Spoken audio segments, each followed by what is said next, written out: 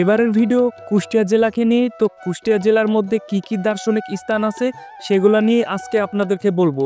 তো কুষ্টিয়া জেলা নিয়ে এপিসোড আকারে ভিডিও শুরু হবে। তো আজকে প্রথম যে ভিডিওটা শুরু হবে সেটাতে আপনাদেরকে বলবো লালন শাহ সেতু, হার্ডিং ব্রিজ এবং রূপপুর সম্বন্ধে।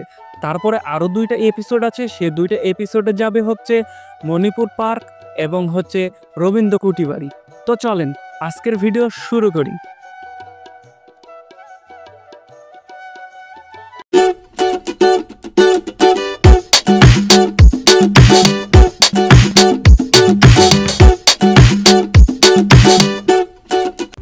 আজকের ভিডিওতে আপনাদেরকে দেখাবো কুষ্টিয়া জেলার দার্শনিক স্থানগুলো। তো ভিডিওগুলো এপিসোড আকারে হবে। তো আমরা এই যে দেখতে পাচ্ছেন বাইক নিয়ে রাজশাহী থেকে কুষ্টিয়ার উদ্দেশ্যে রওনা দিছি। আপনারা চাইলে বাস কিংবা ট্রেনেও যাইতে পারেন। রাজশাহী থেকে বাস কিংবা ট্রেন অ্যাভেলেবল আছে। আপনারা চাইলে বাস কিংবা ট্রেনে কুষ্টিয়া চলে যাইতে পারেন। এবং যারা ঢাকা থেকে আসবেন তারাও ঢাকা থেকে অ্যাভেলেবল বাস কিংবা হচ্ছে ট্রেন পাওয়া যায়, আপনারা সেভাবেও আসতে পারেন। তো আমরা যেহেতু রাজশাহী থেকে যাচ্ছি আর বাইকে ট্যুর করতে পছন্দ করি, তো আমরা রাজশাহী থেকে প্রথমে কুষ্টিয়ার উদ্দেশ্যে রওনা দিচ্ছি। তো আজকের ভিডিওতে আপনাদেরকে দেখাবো হচ্ছে হার্ডিং ব্রিজ, লালন শাহ সেতু এবং হচ্ছে রূপপুর। তা আমরা যেহেতু রাজশাহী থেকে যাচ্ছি, তো রাজশাহী থেকে আমরা যাওয়া শুরু করি। তারপরে হচ্ছে বানেশ্বর দিয়ে সারদার পর আমরা চারঘাট চলে যাই।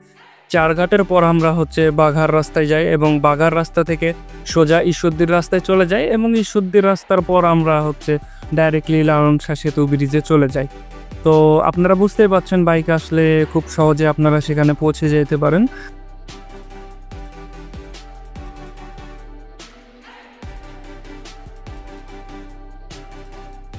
তো লালন শাহ সেতুতে উঠতে যে রাস্তাটা পড়ে, সবুজ প্রকৃতির সৌন্দর্যগুলো খুব ভালো লাগে।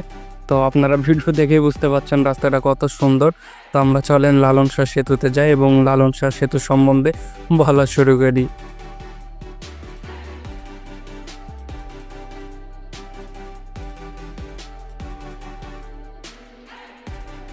আমরা এই ভ্রমণে আপনাদেরকে নিয়ে যাচ্ছি এক অসাধারণ যাত্রায়, যেখানে আমরা দেখব দেশের অন্যতম আধুনিক ও ঐতিহাসিক তিনটি দারুণ জায়গা। প্রথমে চলে যাব লালন শাহ সেতুতে, তারপর চলে যাব হার্ডিং ব্রিজ এবং শেষে ঘুরে দেখাবো বাংলাদেশের গর্ব রূপপুর পারমাণবিক বিদ্যুৎ কেন্দ্রের আশপাশের সৌন্দর্য। চলুন তাহলে শুরু করি আজকের ভ্রমণটা। তো লালন শাহ ব্রিজ নিয়ে এখন বলি। রাজশাহী থেকে বের হয়ে প্রথমে আমরা চলে এলাম লালন শাহ সেতুতে। পদ্মা নদীর উপর দাঁড়িয়ে থাকা এই সেতুটি দেশের অন্যতম দীর্ঘ সেতু। এর দৈর্ঘ্য প্রায় 1.8 কিলোমিটার। 2004 সালে এটি চালু হয় আর এর নামকরণ করা হয়েছে বাউল সম্রাট লালন শাহর নামে। ব্রিজের উপর দিয়ে বাইক চালানোর অনুভূতি একেবারেই অন্যরকম। দুই পাশে বিশাল পদ্মার ঢেউ আর উপরে আকাশ যেন পুরোটা মিলেমিশে তৈরি করেছে স্বপ্নের মতো এক দৃশ্য। অনেকেই জানে না এই ব্রিজটা বাংলাদেশের উত্তরাঞ্চলের জন্য ভীষণ গুরুত্বপূর্ণ, কারণ রাজশাহী, পাবনা, কুষ্টিয়া এমনকি দক্ষিণ পশ্চিমের সঙ্গে যোগাযোগের অনেক সহজ করেছে এই সেতুটি। তাই শুধু ভ্রমণই নয়, অর্থনৈতিক দিক থেকেও এর বিশাল গুরুত্ব রয়েছে।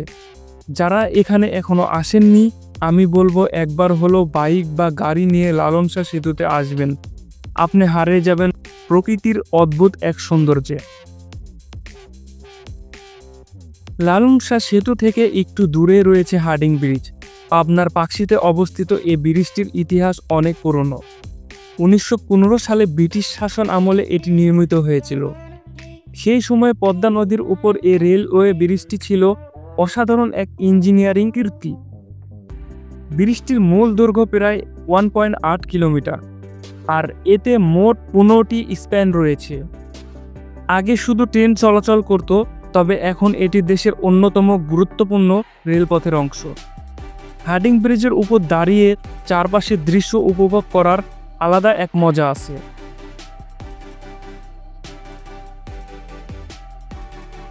এক পাশে নদীর বিশালতা, অন্য পাশে গ্রামীণ প্রাকৃতিক সৌন্দর্য, ব্রিজের ঐতিহাসিক কাঠামো আর আশেপাশের পরিবেশ মিলে এটিকে ভ্রমণ পিপাসুদের কাছে এক অসাধারণ জায়গা হিসেবে পরিণত করেছে। এটি শুধু একটা ব্রিজ নয়, বরং ইতিহাসের এক জীবন্ত সাক্ষী। 100 বছরেরও বেশি সময় ধরে দাঁড়িয়ে থাকা এই সেতুটি প্রমাণ করেছে বাংলাদেশের স্তূপ ঐতিহ্য কতটা শক্তিশালী। এরপর আমরা রূপপুর নিয়ে কিছু বলি। এই বিদ্যুৎ কেন্দ্র থেকে আগামী দিনে প্রায় 2400 মেগাওয়াট বিদ্যুৎ উৎপাদন হবে। এটা হবে বাংলাদেশের ইতিহাসের প্রথম পারমাণবিক বিদ্যুৎ কেন্দ্র। এই নির্মাণে কাজ করছে রাশিয়ান রসাটম, আর পুরো কাজ চলছে সার্বজনিক প্রযুক্তি ব্যবহার করে। রূপপুরের আশেপাশের দৃশ্যগুলো অনেক সুন্দর। নদীর ধারে দাঁড়িয়ে বিশাল প্রকল্পের কাজগুলো একেবারে অন্যরকম লাগে। মনে হয় বাংলাদেশে সত্যি এক নতুন যুগে প্রবেশ করেছি। তারপরে এই যে দেখতে পাচ্ছেন রূপপুর পারমাণবিক বিদ্যুৎ কেন্দ্র, মোটামুটি রাশিয়ার লোকজনই এটি দেখে আসছে। তো এখানে ম্যাক্সিমাম সব রাশিয়ান আকারেই দোকানপাট আছে, প্লাস এখানে রাশিয়ানরাই বসবাস করে। তো এখানে আপনারা চাইলে ঘুরে দেখতে পারেন এবং রাশিয়ান লোকদের সাথে মিট করতে পারেন। আশা করছি ভালো লাগবে। এখানে পুরাই রাশিয়ান ভাইবে চলে। আপনারা এখানে খাওয়ার দাওয়ার বলেন, জিনিসপাতি বলেন, সবই রাশিয়ান ক্যাটাগরিতেই পাবেন। তো আশা করছি এই জায়গাটাও একটু ঘুরে দেখবেন, তো আপনাদের জন্য ভালো লাগবে।